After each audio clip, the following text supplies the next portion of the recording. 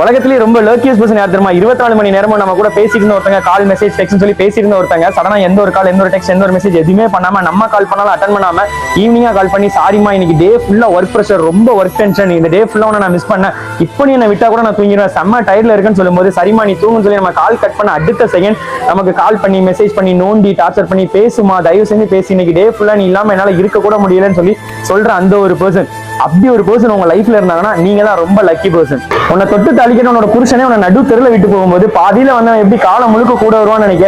இப்ப அவன் ஆசையா பேசுற எல்லாமே அவன் ஆசை தீர்ற வரைக்கும் தான். அவன் ஆசை தீர்ந்துச்சுன்னா நீயே அவனுக்கு 60 தான் தெரியும். ஒரு நல்ல ரிலேஷன்ஷிப்ல எவ்வளவுதான் சண்டை நடந்தாலும் தேர்ட் பர்சன் ஒருத்தவங்களை கொண்டு வராது. பிகாஸ் எல்லாரோட கண்ணும் ஒரே மாதிரி இருக்காது.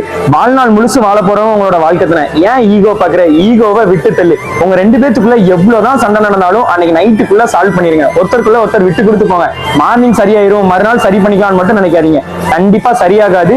பிகாஸ் ஒருத்தருக்குள்ள ஒருத்தர் விட்டு கொடுத்து போனாலே அந்த வாழ்க்கை நல்லா இருக்கும். வாழ்நாள் முழுசும் உங்களோட ரிலேஷன்ஷிப் அழியாது.